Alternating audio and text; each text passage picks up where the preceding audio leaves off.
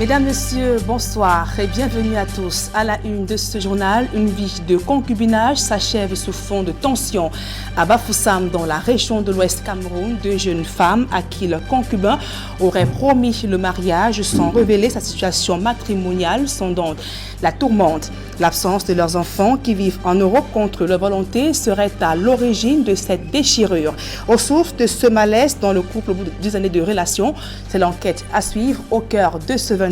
Et puis en RDC, c'est une levée de bouclier au lendemain de la victoire proclamée de Félix Tshisekedi au scrutin présidentiel du 30 décembre dernier. Classé deuxième, Martin Fayulu revendique la victoire alors que les appels au calme se multiplient. Des manifestations ont déjà fait plus d'une dizaine de morts dans le pays. Voilà pour le sommaire.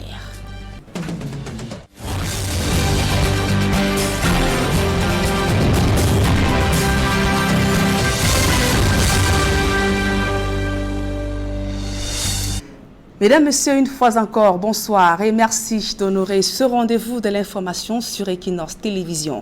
C'est une histoire amoureuse qui se transforme en tourmente pour deux jeunes filles à Bafoussam dans la région de l'Ouest Cameroun. Les deux demoiselles s'estiment privées injustement de leurs enfants. Nés d'une vie de couple avec un homme, celui-ci a expatrié les 9 enfants en France où ils vivent au centre social. Dans cette situation de conflit, l'homme menacerait de publier des vidéos confidentielles des jeunes dames. Ces dernières ont été arrêtées et gardées à la prison de Bafoussam. L'enquête de Brisonal Kangan. C'est l'histoire de deux filles à l'histoire amoureuse commune, Aimée Alliance Makofossi, 35 ans en 2019, et Michel Olive Nouquet, 32 ans. Les deux font la connaissance de Jean-Marie Taga, respectivement en 2005 et 2007, âgés de 19 et 23 ans à l'époque. Jean-Marie Taga, la soixantaine, est marié et établi en France. Les filles ne le savaient pas, confie-t-elle. Est-ce que tu peux m'aimer? Est-ce que tu peux aimer la polygamie? Non, je ne passe pas par la tête. Je ne peux pas partager mon homme avec quelqu'un, avec une autre quelqu'un. Je ne faisais qu'observer, moi j'étais perdue, donc je ne sais pas comment j'ai fait même pour me retrouver à personne. Voilà comment, avec du temps, on a eu des enfants, on a eu 3 enfants, on a perdu 2, on a perdu 2 filles. Quand ma première fille, après, j'ai accouché les jumeaux, une fille et un garçon. Derrière les jumeaux, j'ai encore accouché une fille. Après les jumeaux, j'ai encore accouché une fille. Après les jumeaux, fille, garçon, j'ai encore accouché une fille. Après une fille, j'ai encore accouché 2 filles. Après plus d'une dizaine d'années de concubinage, M. Taga, qui soutient que les 2 filles connaissaient sa situation matrimoniale, obtient l'autorité parentale et expatrie en France les 9 enfants issus de la vie commune avec les 2 filles. Depuis des années, il m'a toujours eu à menacer, me tabasser. Je supportais à cause de mes enfants. J'ai supporté tous ces menaces à cause de mes enfants. Parce que j'avais l'amour envers mes enfants. Mais quand il a commencé le 3 octobre, il m'a enfermé dans la chambre le 3 octobre pendant 3 jours. Les rapports se sont dégradés depuis peu entre les filles et M. Taga, à qui les filles reprochent de leur priver de leurs enfants. Avec lui, quand il te dit quelque chose, il faut que tu sois toujours d'accord avec lui. Une fois que tu n'es pas d'accord, c'est la violence totale. Oui. Même si c'est pas bien, tu dois dire oui. Et c'est quelle là? Ça, c'était dans la grossesse de mon dernier garçon en 2016. Que M. Taga remette mes enfants, je veux retrouver mes enfants. Je n'ai jamais souhaité que mes enfants vivent dans un foyer.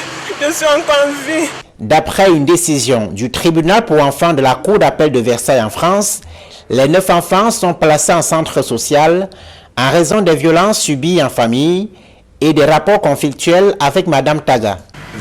Les enfants sont partis du Cameroun avec leur père, donc en l'occurrence moi-même, le docteur Taga Fosso Jean-Marie, le 26 juin 2017.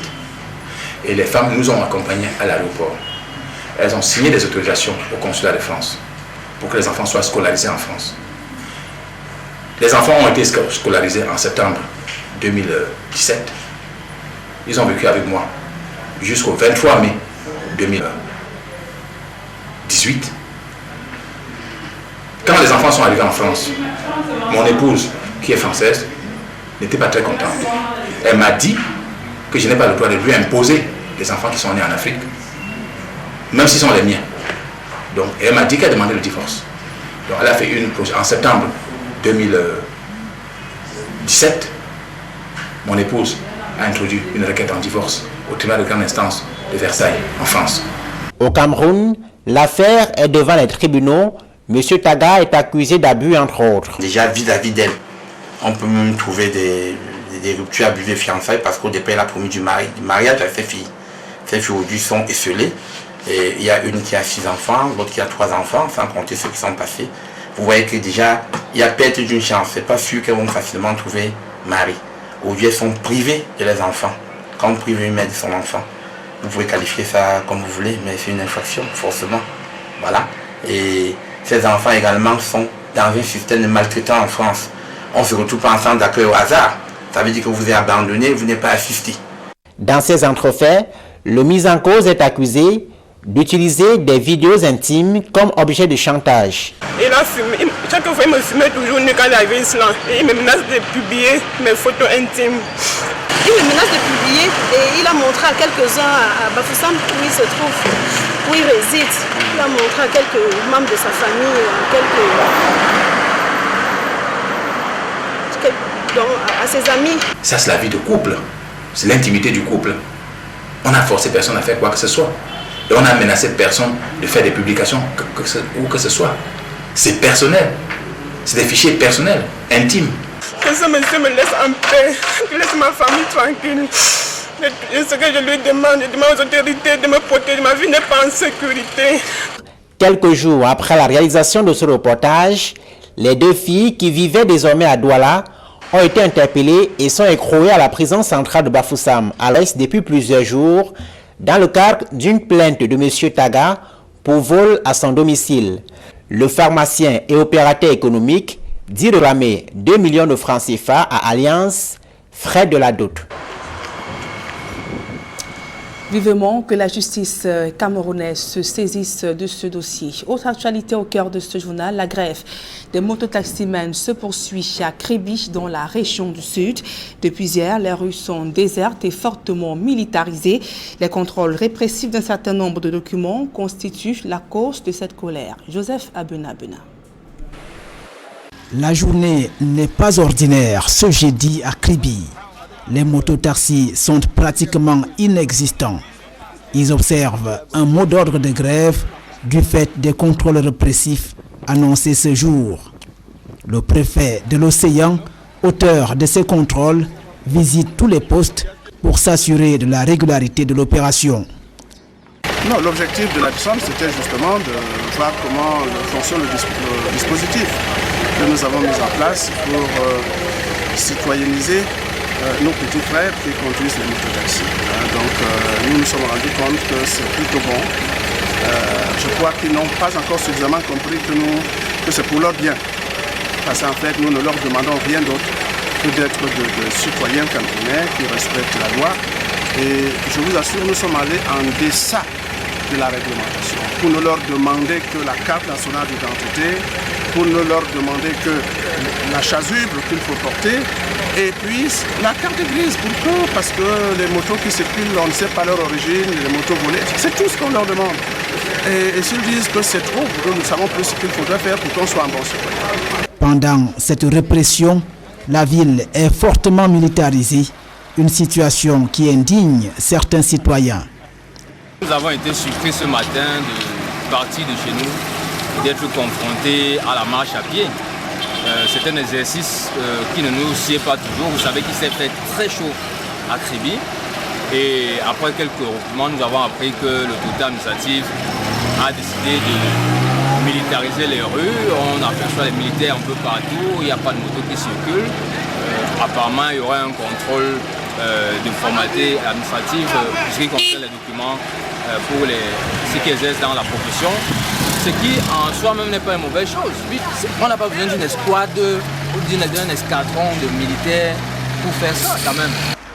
Ce sont les populations qui payent le plus lourd tribut de cette opération par la marche à pied. C'est l'anarchie. Dans ce pays de plus en plus, ce n'est pas seulement Kribi. Comment pouvez-vous accepter qu'à Bamenda, les gens disent que tel jour, l'État ne travaille pas, les gens ne vaquent pas aux occupations? C'est cette gangrène qui continue. Ce pays est devenu un pays d'anarchie. Il faut que cela change. Comment vous dire comprendre que les motos, parce qu'on leur demande de se mettre en règle, ils refusent de se mettre en règle, ils font marcher les gens à pied. C'est le laxisme administratif. Et vous voyez, si on ne lançait pas le caillou sur la tête du préfet, on ne devait pas avoir ce qui arrive aujourd'hui. Il faut que les gens payent le laxisme. Le laxisme doit être payé. C'est-à-dire que ça touche les gens. Si il n'y avait pas un projectile sur la tête du préfet, on ne devait pas, depuis des années. Et puis, aujourd'hui même, qu'est-ce qu'on dit? On met le permis de conduire de côté. Le permis de conduire, personne ne doit rouler sans permis de conduire. Toutefois, une autorisation spéciale vient d'être donnée à quelques voitures en jaune de stationner devant les établissements scolaires et pallier ainsi à ce débrayage qui risque de causer des dommages s'il perdure dans la cité balnéaire. Le cumul des fonctions a un impact négatif sur les performances de l'administration publique au Cameroun. Cette pratique due à l'inertie, le laxisme cause d'énormes préjudices aux recettes de l'État. De nombreux responsables nommés au Cameroun cumulent les deux postes. Des économistes tentent d'expliquer ce phénomène qui a la peau dure au Cameroun. Innocent Abega et Jean-Paul Choniat. Le cumul de fonctions dans l'administration camerounaise est devenu une vieille habitude à la peau dure. Selon des économistes, ce phénomène est lourd de conséquences sur la productivité, la rentabilité et la prise de décision. Cas école cité comme bien d'autres, Ibrahim Talbamala, nommé ministre à Yaoundé et par ailleurs directeur général de la Sonara à Limbé. On se demande qui signe à sa place à Limbé pendant qu'il est à Yaoundé ou à Yaoundé pendant qu'il est à Limbé. Naturellement, il y a des retards dans la prise des décisions. Le cumul dans ce sens est un handicap, n'est-ce pas, pour les structures qui sont appelées à être animées par ce brillant personnage que je connais particulièrement. Aussi, les deux spécialistes s'interrogent sur les raisons et les motivations de laisser perdurer une telle pratique avec des responsables cumulards des mois durant, voire des années. Ce qui explique le cumul, c'est la lenteur, n'est-ce pas, la lourdeur du travail. Et puis, bien évidemment, le système est très lourd, il n'est pas prompt. Ceux qui prennent des décisions ne les prennent pas rapidement, les dossiers ne sont pas étudiés à temps. C'est l'inertie que décrit le chef de l'État et qu'il a organisé lui-même. Du moins, soulignent à grands traits les deux économistes, le cumul de fonctions fait perdre des milliards de francs CFA à l'État avec une incidence fort préjudiciable sur les performances de l'administration publique. Dans le passé, on a eu souvent des gens qui ont cumulé des fonctions pendant 2, 3 mois ou plus, ce qui a eu des répercussions négatives sur le traitement des dossiers et l'efficacité des institutions et des administrations.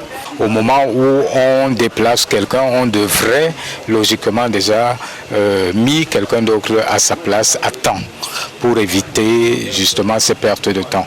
Depuis des décennies, le cumul de fonctions a bien tissé sa toile dans l'administration publique camerounaise.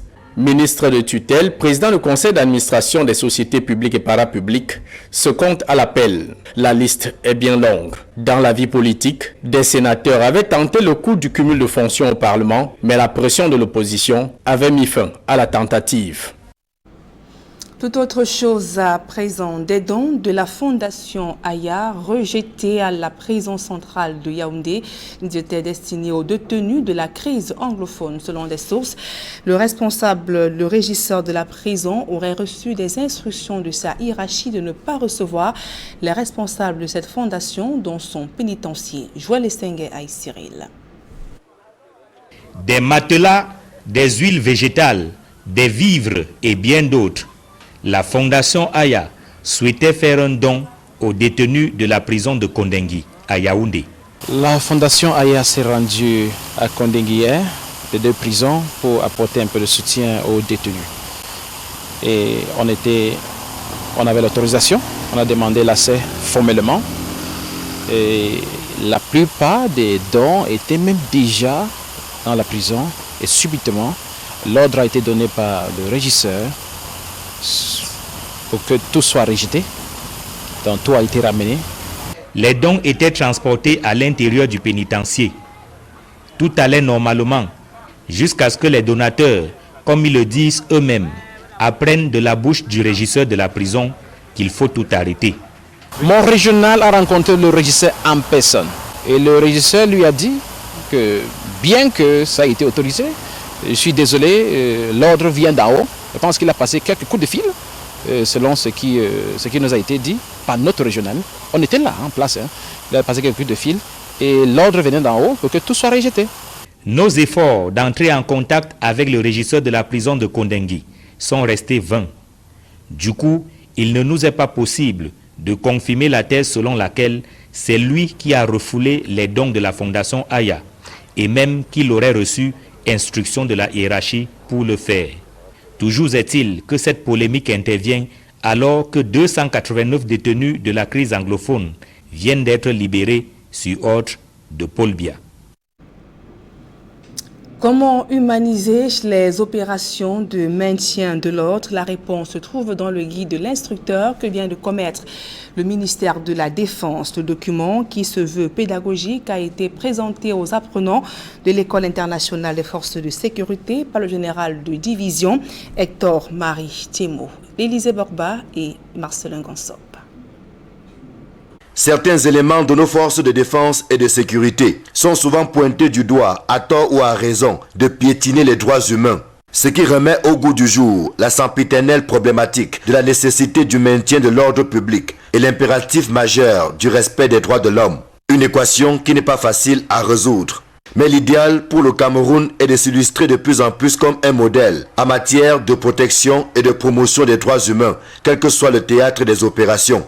Voilà qui a motivé le ministère de la Défense à commettre le guide de l'instructeur, présenté et remis au directeur général de l'École internationale des forces de sécurité, le général de brigade André Patrice Bitoté. Les innovations contenues dans le présent guide.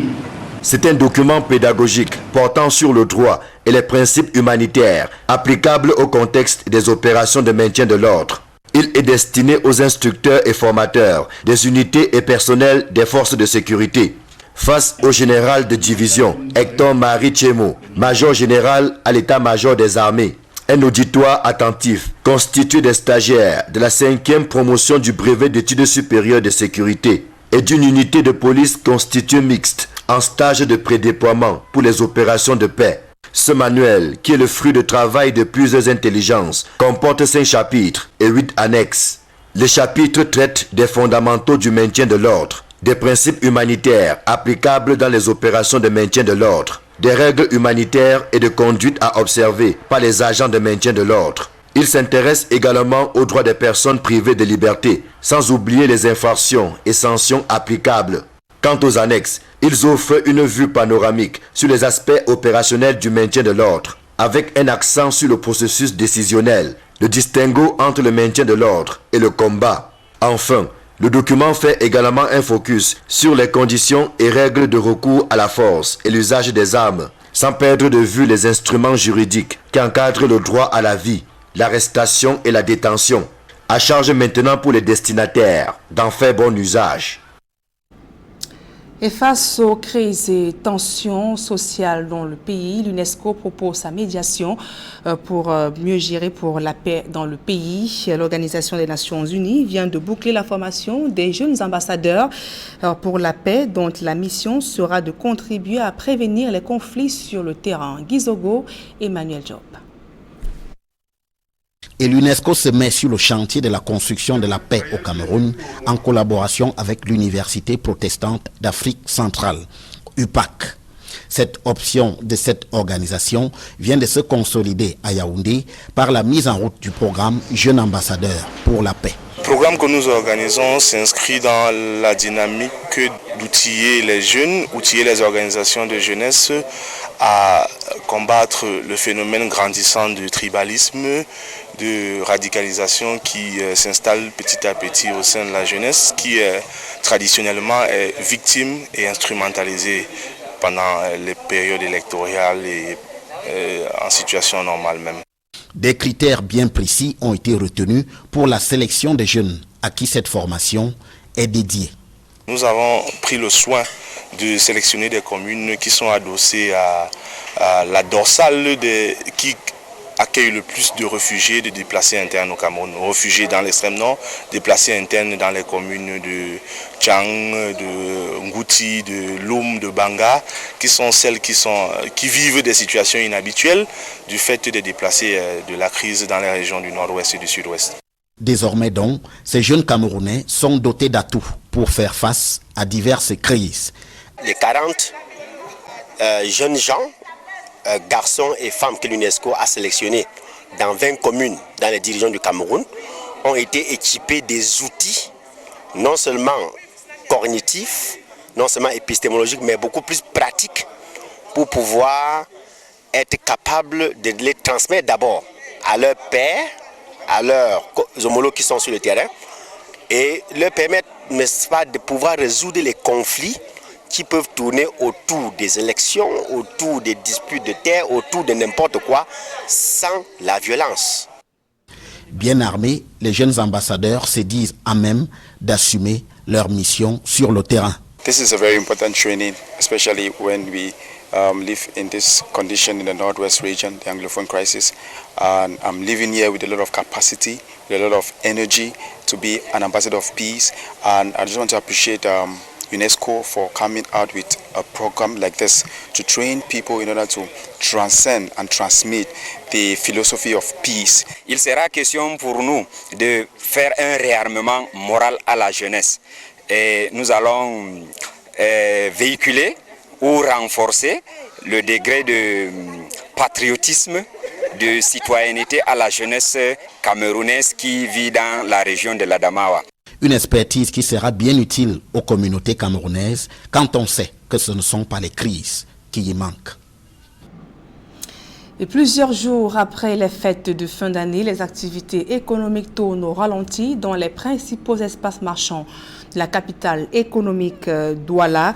L'affluence est peu timide, les commerçants peinent à réaliser de bonnes affaires. Le constat a été fait par nos reporters d'Alassana, Isabelle Carole Zopet. Il y a quelques semaines encore, circuler dans les espaces marchands de la ville de Douala était une rude épreuve. Ces lieux grouillaient véritablement de monde. L'heure était aux préparatifs de fêtes de fin d'année et aux bonnes affaires pour les commerçants. Par contre, à peine ce mois de janvier entamé, les plaintes des commerçants fusent de toutes parts. C'est le constat fait au marché central dans le 2e arrondissement de la ville de Douala. Vraiment, c'est mauvais. Hein? Vraiment, le marché maintenant est difficile sur le maintien seulement.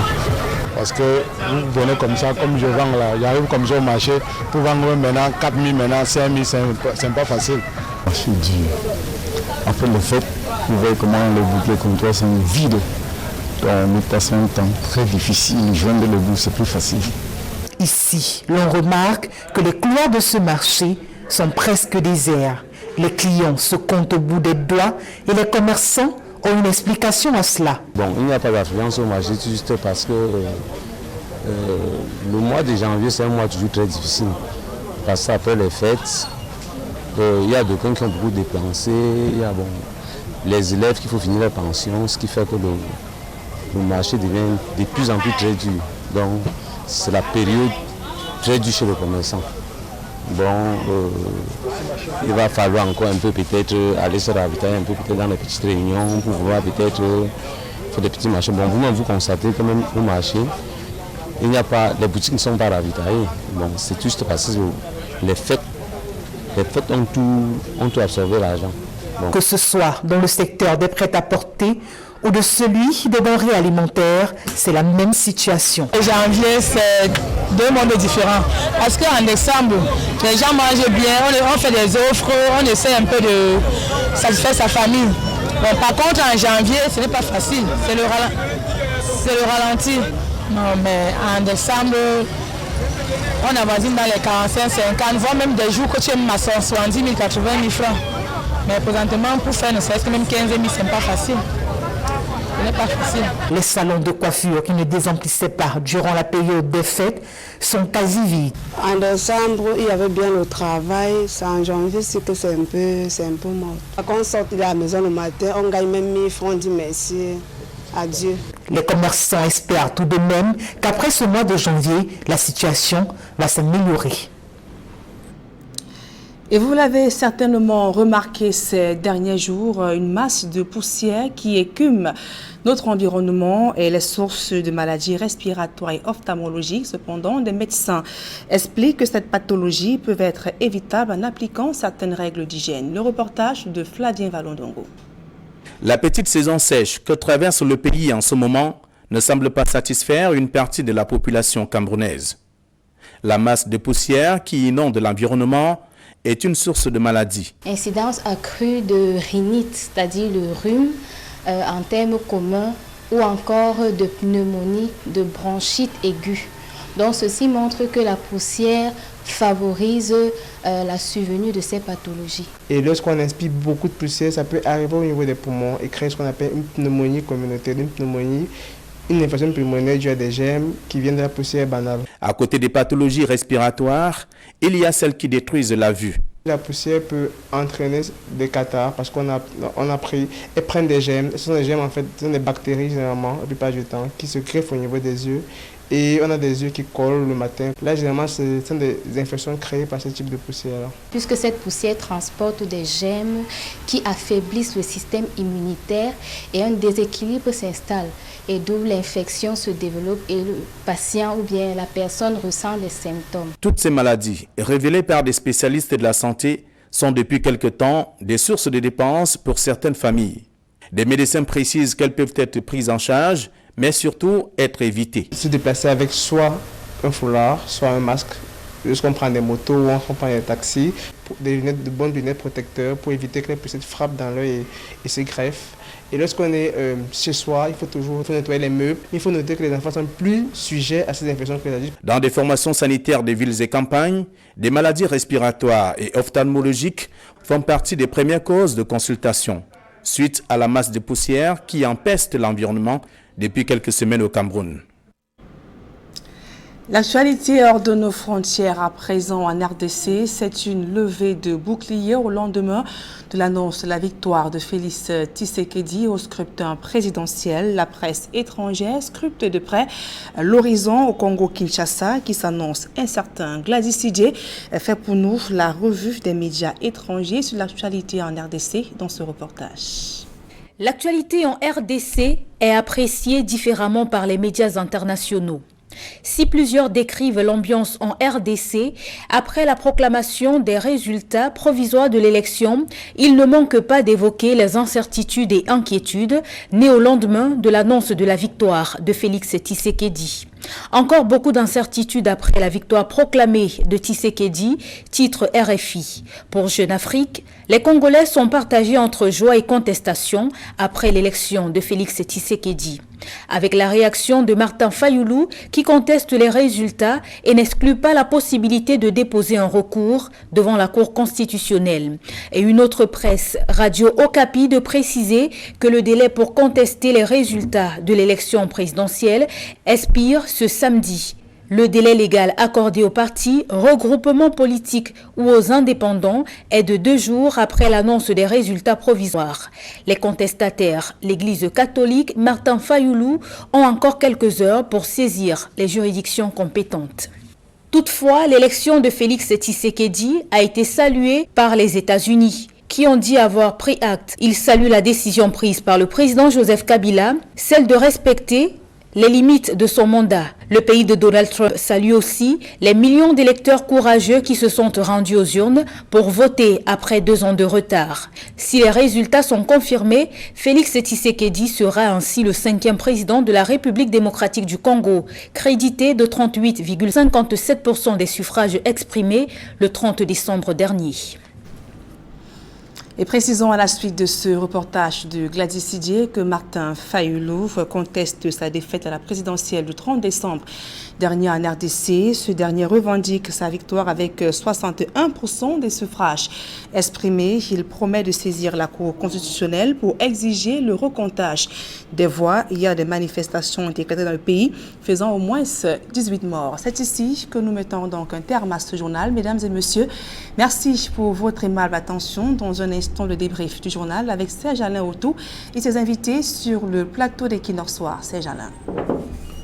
Nadine Yambou, nous allons bien évidemment commencer par cette histoire d'amour venue de Bafoussam qui tourne au placement d'enfants dans un centre d'accueil, violation de domicile et qui s'achève malheureusement par des incarcérations.